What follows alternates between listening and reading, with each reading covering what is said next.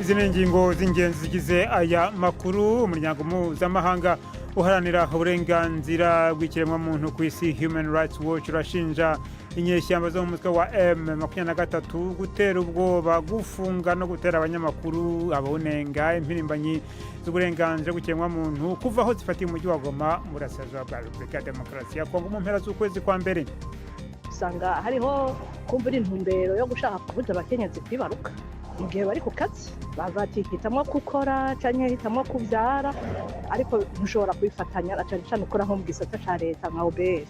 Aho ni mu Burundi, aho bamwe mu haranira uburenganzira bw'abagore batakiriye neza icyemezo giherutse gufatwa n'ikigo gishinzwe imisoro kivuga ko umugore wese ukora muri icyo kigo uzajya mu kiruhuko cyo kwibaruka zohembwa igice cy'umushahara we. Tubafitiye n'ikiganiro cy'abagore muri mwese, ikaze muri amakuru yo kuri wa gatatu, turi ku itariki ya 12 z'ukwezi kwa gatatu.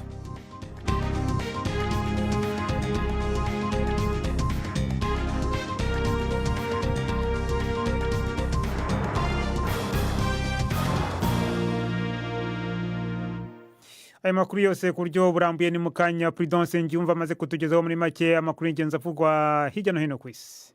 Inzego z'umutekano muri Pakistan zihanganye n'abarwanyi baharanira kwitandukanya bafashe bugwate abagenzi benshi ba gari ya moshi mu ntara ya Balochistan. Abategetsi baravuga ko abantu barenga 190 bamaze gutabarwa kugeza ubu ngubu.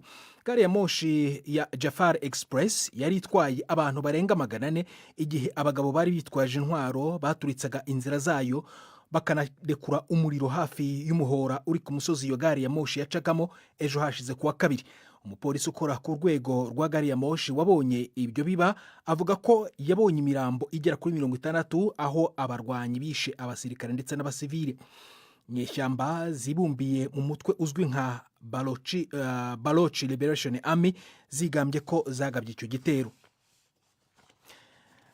Canada yatangaje ibyemezo byo kwihimura ku mahoro afite agaciro ka miliyoni 20 z'amadolari mu bucuruzi bwa Leta Zunze Ubumwe za Amerika. Ni nyuma y'uko Washington ifatiye icyemezo cyo gushyiraho amahoro yo ku rugero rwa 25% ku byuma bya acier na aluminium, steel na gato. Ni nyuma y'uko Washington ifatiye icyemezo cyo gushyiraho amahoro yo ku rwego rwa 25% ku byuma bya acier na aluminium cyangwa steel na aluminum mu Cyongereza.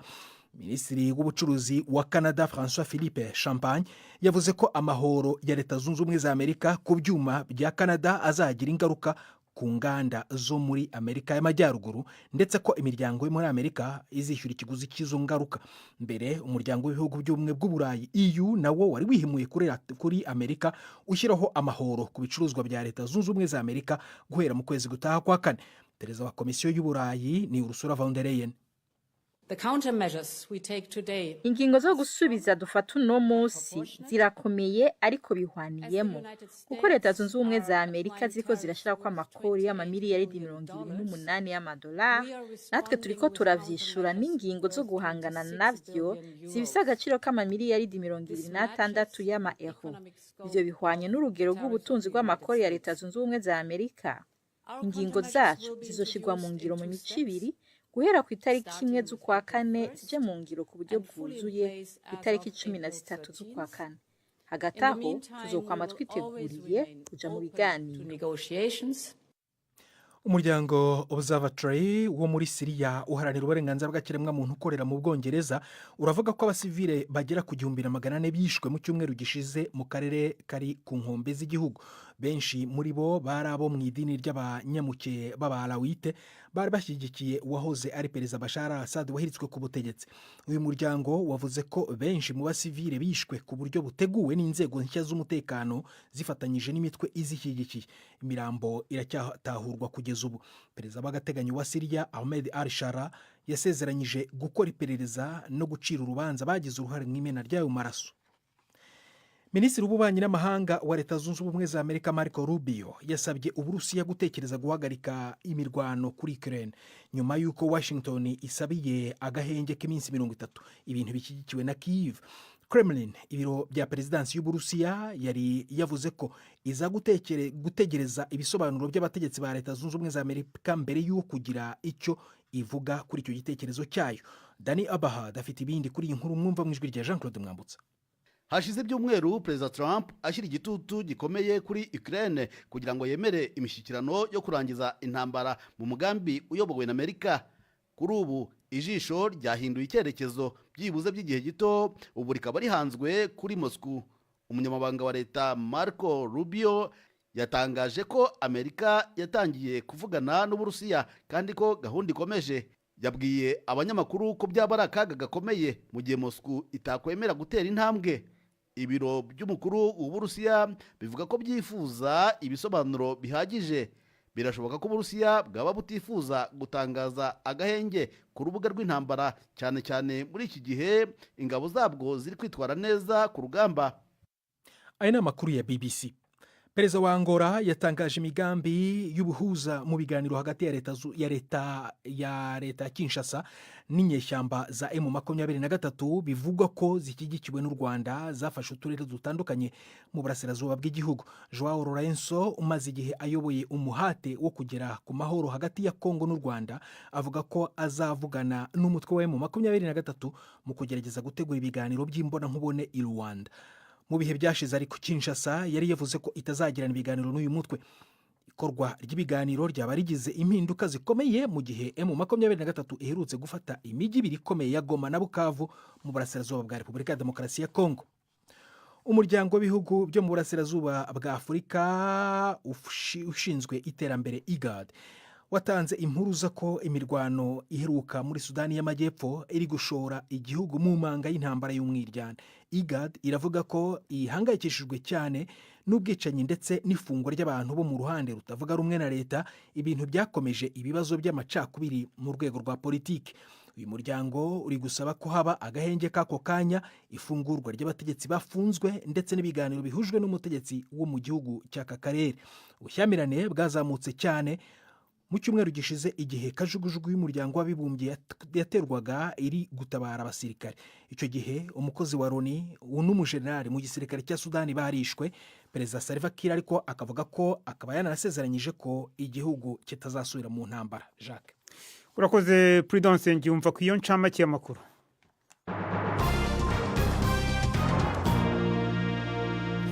Amakuru ku buryo burambuye turahera mu karere k'ibiyaga bigari. Umuryango mpuzamahanga uharanira uburenganzira bw'ikiremwamuntu ku isi Human Rights Watch wasohoye icyegeranyo gishinja inyeshyamba zo mu mutwe wa M23 bivuga ko zishyigikiwe n'u Rwanda gutera ubwoba, gufunga no gutera abanyamakuru, abawunenga, impirimbanyi z'uburenganzira bw'ikiremwamuntu zikunze kwimenyekana ku izina rya sosiyete sivile kuva aho izi nyeshyamba zifatiye umujyi wa Goma mu burasirazuba bwa Repubulika ya Demokarasi ya Kongo mu mpera z'ukwezi kwa mbere.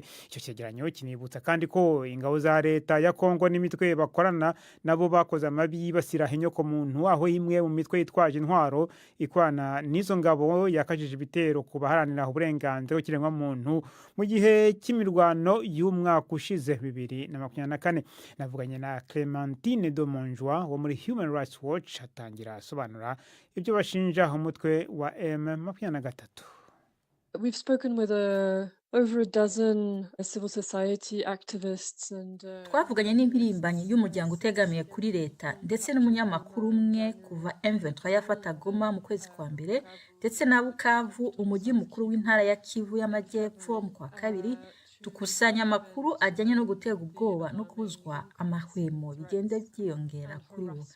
Twagenzuye amafoto agaragaza abayobozi ba M23 ndetse na AFC bakanga impirimbanyi z'uburenganzira bwa muntu ndetse n'amajwi y'imbwirwaruhame z'abayobozi ba AFC.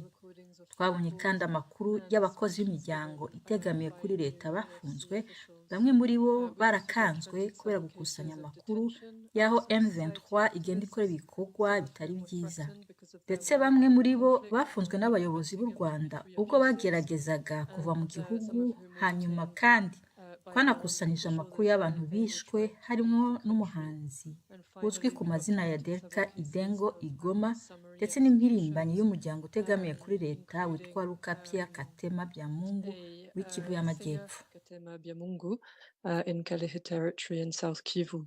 wari uvuze ngo hari abatawe muri yombi bageze imbere mu Rwanda byagenze gute? There's been several cases that we were informed of where individuals hari amakuru y'abantu benshi twabwiwe aho abantu bageragezaga kwambuka umupaka binjira mu Rwanda bahunga ibice byafashwe n'umutwe wa M23. Twabwiwe ko abayobozi b'u Rwanda bafunze abo bantu, umwe muri bo ntituzi n'aho ari ubu, bageragezaga kuva i Bukavu mu ntangiriro z'ukwezi kwa kabiri. Hari kandi n'abandi babiri twumvise, umwe muri bo ni impirimbanyi ashikirijwe M23, yabafunze iminsi myinshi bavuga ko babikoze kuko barwanya ubuyobozi bwayo. they were against the regime.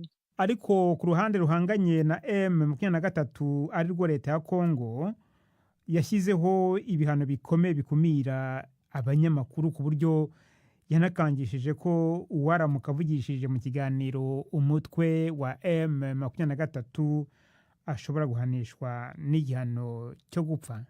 Yeah, absolutely. There's been really concerning Yego nibyo koko hari byinshi byabujijwe itangazamakuru ndetse n'uburenganzira bwo kugaragaza ibitekerezo byashyizweho na guverinoma ya Kongo. Yewe na vuba aha mu kwezi kwa mbere ubwo M23 yafataga Goma, leta ya Kongo yahagaritse gukora kwa internet, ikumira n'abantu ku mbuga nkoranyambaga, ndetse na mbere yaho guverinoma ya Kongo yibasiraga abantu bamwe na bamwe bigaragambyaga mu mutuzo bamagana leta, bagafunga abantu ndetse babacira imanza ku mpamvu za politiki. Ni muri urwo rwego rero tugenda tubona ibikorwa bishya by'ihohotera birimo kugaragara mu bice bifitwe na M23 biriho byibasira imiryango itegamiye kuri leta n'itangazamakuru kubera ibyo bakora. serious restrictions in their work. Clementine Domonjwa wo muri Human Rights Watch twashatse kumenya icyo umutwe wa M23 bavuga kuri ibyo bivugwa n'icyo cyegeranyo, ariko bavuga ko batari bakibona. Naho ku ruhande rw'u Rwanda ho turacyagerageza kubashaka. Dukomereze mu Burundi mu gihe turi mu ndwi yahariwe umukenyezi. Uno munsi BBC gahuzamiryango yahisemwo kugaruka ku ngingo iherutse gufatwa n'ikigo ca leta OBR kijejwe kwegeranya amakori n'amatagisi, ivuga ko umukenyezi wese akora mu ico kigo azoja mu karuhuko ko kwibaruka azohembwa igice cy'umushahara wiwe. Iyo ngingo ntiyakiriwe neza na bamwe mu Barundi, cyane cyane abaharanira agateka k'abakenyezi. Babona ko ije gucinyiza umukenyezi igasubiza n'inyuma intambwe agateka kiwe kare kagezeko. Basaba ko yohagarikwa. Muri OBR bamenyesha ko ingingo bayifashe bisunze itegeko rigenga abakozi n'akazi. N'inkuru ya Jidase Yihonde Mpundu i Bujumbura. Muri uko kwezi kwa mbere niho ikigo ca leta kijejwe kwegeranya amakori n'amatagisi OBR cashira mu ngiro itegeko rivuga ko umukenyezi wese akora muri ico kigo azoja mu karuhuko ko kwibaruka agiye kuja arahembwa igice c'umushahara wiwe gushika agarutse. Ibisiko vyahora bimeze kuko kari umukenyezi agiye muri mwe naho karuhuko yahora abandanya guhembwa umushahara wiwe ukwiye. Iyi ngingo iranegurwa na bamwe mu baserukira amasendika y'abakozi hamwe n'abaharanira agateka ka muntu. Babona ko ije guhonyanga uburenganzira bw'umugore. Ines Kidasharira numwe muri bo. Nashaka nibutse yuko bakunze no kuvuga mu Kirundi iwacu bati burya umwana n'uw'igihugu, mbega nimba uwo mukenyezi avyarira igihugu kubera iki ico gihugu nyene kigaruka kikamuhana kuba ariko arakivyarira.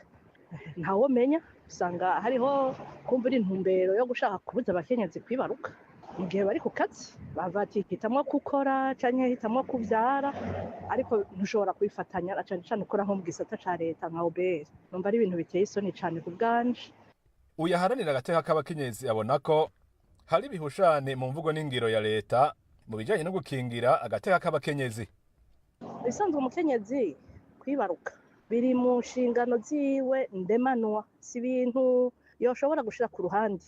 Rero leta ivuze iti abantu bose bubahirizwe mu gateka kabo, bataravye igitsina, bataravye intara bakomokamwo n'ubwoko n'ibindi, igaca igaruka ivuga iti umukenyezi yibungenze agiye kuvyara reka tumuhe igice c'umushahara. Uko n'uguhonyanga cane, n'ugutandukana cane n'umutima w'ibwirizwa shingiro ku bwanje. Kidasharira asaba ko iyo ngingo yohagarirwa n'abakenyezi maze gukorako bagatunganirizwa. yamara mu kigo OBR bamenyesha ko atategeko na rimwe barenze ngo kubera ingingo bayifashe bisunze itegeko rigenga abakozi n'akazi. Muri iri tegeko ingingo ya633 ivuga ko umukenyezi wese asabye akaruhuko ko kuja kwibaruka abandanya ahembwa igice c'umushahara cayakorera. Bamwe mu baharanira agateka k'abakenyezi babona ko iryo tegeko ririmo gahaze kandi ko ritajanye n'ingene igihugu c'u Burundi gitunganijwe. Ku bwabo ryategerezwa gufutwa canke n'imiburiburi rikajana n'ubundi burusho butandukanye buhabwa umukenyezi agiye mu karuhuko ko kwibaruka mu Burundi bukaba butabaho. Gildas Yihunda Impundu i Bujumbura. BBC gahuza miryango tugeze ku isaha saa 12:45 ku masaha yo mu Rwanda no mu Burundi. BBC gahuza miryango i Bukavu ni kuri FM 102 n'ibice bibiri. Abana n'ubumuga bwo kutabona ariko ngo yumva imibereho ye itatandukanye niyo badafite ubumuga nk'ubwe. Uwo ni Alexandre Mwitende, umugabo w'igikwerere ufite umugore n'abana kandi ngo niwe utunze umuryango. No umunyamuziki wabyeguriye kandi ngo niwo umubeshejeho mu buzima bwa buri munsi. Kuri we ngo ushobora kugira ubumuga runaka ariko gusa impamvu yo gushingira ubumuga bwawe ku bandi. Jean Claude Mwambutsa yaramusuye amubwira ku buzima bwe. Iyi ni inkuru tubasubiyemo. Alexandre Mwitende, umugabo urangwa n'urwenya rwinshi, akabyiniriro yitwa mu muziki yahisemo Lenko Alexandre. Uyu mugabo w'imyaka 47 avuga ko yakunze umuziki akiri muto ndetse ko yanawize mu ishuri ry'ababana ubumuga rya Gatagara. Uretse gucuranga, Mwitende avuga ko anigisha gucuranga gitari ndetse na piano. Acuranga gitari ye ntiwamenya bikoroheye ko afite ubumuga bwo kutabona. Uretse kuba mfite wenda indirimbo nakoze ziri mu studio zanasohotse, ariko ubusanzwe ikintu kimpa amafaranga mu muziki ni igisope nkora cyangwa nk'ahantu nkora mu minsi mikuru badutumiye mu bukwe ndahacuranga cyane, mu anniversaire y'abantu ndahacuranga cyane. Ibyo ni bimwe mu bintu bituma mbona amafaranga. Alexandre Mwitende umaze igihe kinini mu muziki avuga ko uyu ari wo wamufashije kwakira ubuzima. Kuri ubu ni umubyeyi w'abana babiri, bombi barangije amashuri yisumbuye. Kubera umuziki we afite ubumuga bwo kutabona bumubangamira rimwe na rimwe, ariko ngo ribimubuza kubaho no kubana neza n'abaturanyi. Yifuza ko abadafite ubumuga babazirikana bakabafasha mu byo badashobora kwifasha kubera ko batabona neza, ariko nanone ngo hari ibyo abafite ubumuga nk'ubwe binubira. None se urambana nka Alexandre gatufite iyo timbega turi ko Imana ni ingome we ngo ubuse ngo kukiyagize gutya ukambaramo ko no kurandatwa ntacyo yakora. Bitandukanye no kuba rero nshobora kuba ubonye wena ngiye kugonga nk'igiti ukambura Alexandre wigonga icyo giti, izo mpowe zo ndazemera. Nubwo avuga ko imibereho ye idatandukanye cyane n'iy'abaturanyi be badafite ubumuga, Mwitende avuga ko hari ahakiri imbogamizi. We ngo agerageza guhangana na zimwe muri zo, ariko siko ibibazo byose ashobora kubyifasha, yaba kuri we ndetse n'abagenzi be. Asanga aha leta yarushaho kubatekereza cyane. Kubona inkoni yera biragoye kandi blanche cyangwa white cane ni nkeya pe. Ikiri nk'uburyo bwo kwiga, materiali ziratugora cyane, izacu zirahenda. Byo bitwa za Brerino zifasha kwa ni computer zacu, bitwa za Focus, ni materiali zihenda. Leta rwose nyabona mudufashe mushyire imbaraga muri materiali z'abatabona. Ubumuga bwo kutabona ni bumwe mu bwiganje cyane mu Rwanda, gusa aba barimo na benshi bagerageje kurwana n'ubu bumuga. Kuri ubu bakaba baragize aho bagera. Kuri Mwitende ndetse n'abandi bafite ubumuga, ngo kugira ubumuga runaka ntibivuze kubura ubushobozi burundu. Ikindi bifuza nuko umuryango nyarwanda wabafasha kwifasha aho kubakorera ibintu byose, kabone nubwo byaba ibintu bakwikorera mu ntege nke zabo. Jean Claude Mwambutsa, BBC gahuza miryango i Kigali. Reka noneho dukomereze mu kiganiro cy'urubuga rw'imikino. Uyu munsi mwateguriwe kandi mugezwaho na Yves Bucyana. Imikino kuri BBC gahuza miryango. Mwireho neza, amakuru y'imikino aribanda ku mikino y'igikombe cya Champions League ku mugabane w'Uburayi. Ikipe ya Liverpool yarayisezerewe na Paris Saint-Germain kuri za penalty 4-1. Umutoza wa Liverpool Arne Slot avuga ko uwo mukino nubwo ikipe ye yawutsinzwe ari umukino mwiza w'umupira w'amaguru mu mikino yakinnye. Nyuma yo gutsindwa umukino ubanza igitego 1-0 mu cyumweru gishize i Paris, ikipe ya Paris Saint-Germain nayo yatsindiye Liverpool ku kibuga cyayo Anfield igitego 1-0. Igitego cyatsinzwe na Ousmane Dembele ku munota wa 12, maze igiteranyo ku mikino yombi kiba igitego 1-1. Iminota y'inyongera ntacyo yahinduye. Umunyezamu wa Paris Saint-Germain Gianluigi Donnarumma arigaragaza ubwo yafataga penalty ebyiri. Mu yindi mikino rutayizamu wa Bayern Munich Harry Kane yanditse amateka mu gihe yaheshaga itike ya 1/4 Bayern Munich isezerera Bayer Leverkusen. Uyu rutayizamu wafunguye amazamu ku munota wa 52 yatsinze igitego cye cya 10 muri Champions League. Nta wundi mukinnyi w'umwongereza watsinze ibyo bitego mu irushanwa rimwe mu mateka ya Champions League. Bayern Munich yatsinze 2-0 bisanga ibindi 3-0 yari yatsinze mu mukino wa mbere isezera Leverkusen ku bitego 5-0. Indi kipe yatsindiye kujya muri 1/4 ni Inter Milan yasezereye Feyenoord ku kibuga cya San Siro. Inter Milan yatsinze ibitego 2-1 byose hamwe biba ibitego 4-1 mu mikino yombi. Ku rundi ruhande umukinnyi ukiri muto cyane Lamine Yamal yongeye kwigaragaza ubwo yafashaga ikipe ya Barcelona gutsinda Benfica no kugera muri 1/4. Uyu mukinnyi w'imyaka 17 yatanze umupira wabyaye igitego ndetse yitsindira igitego cye ku munota wa 27 mu bitego 3-1 Barcelona yatikuye Benfica.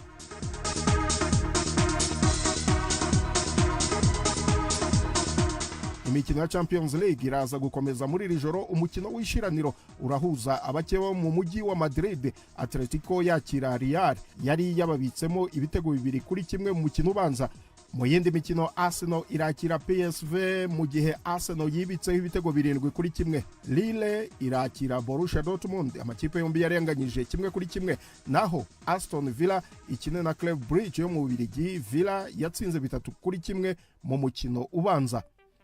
Soreze ku ikipe ya Manchester United yatangaje gahunda yayo yo kubaka ikibuga kinini gishya yise iki cyitegererezo impande z'icyo isanganywe cya Old Trafford cyo kuva mu mwaka w'1910. Biratangazwa ko iki kibuga kizaba gifite ubushobozi bwo kwakira abafana 100,000 kandi ko kizaba cyuzuye mu gihe cy'imyaka 5. United izaba ikomeza gukinira Old Trafford. Bigatangazwa ko imirimo yo kubaka iki kibuga gishya nirangira ikibuga gisanzwe cya Old Trafford kizahita gisenywa. Ayo niyo y'imikino nabahitiyemo uyu munsi. Gendi Yves Bucyana. Iganiro nacyo kuri wa kane twabateguriye. Ariko mana yanjye koko ubu turerekeza he noneho? Ibyo ni ibyawe. Mana yanjye ubu yomba mfite amafaranga mba nguze icyo kirahure nkanagishyirishamo.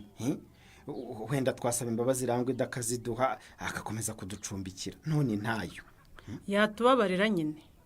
None se ko nta mafaranga mfite mbigirene? Ariko ngeze igitekerezo.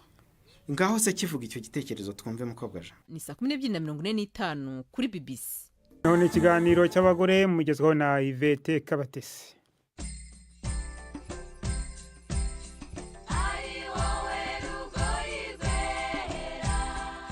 Mwiriweho neza. Heart and Soul Africa ni ikigo cyita ku barwayi b'imidido giherereye mu karere ka Musanze mu ntara y'Amajyaruguru.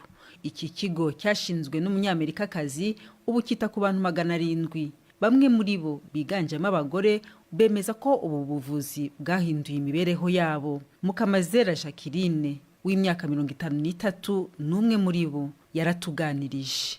Tangiye kurwara indwara y'imidido mfite imyaka 13 ndimo wa 3 primaire. Ubwo rero kubera abana bansekaga nahise mvamo ndicara. Sinongeye gusubira mu ishuri kuko abana bakandagiraga ku birenge byabaga biri kunya amazi nuko ngeze ndavuga ishuri reka ndireke ndicara. Baragukandagiraga? Ishuri barankandagiraga ngeze ndavuga ntireka ishuri ndireka guca. Nyuma se byaje kugenda gute? Warakomeje uraremba?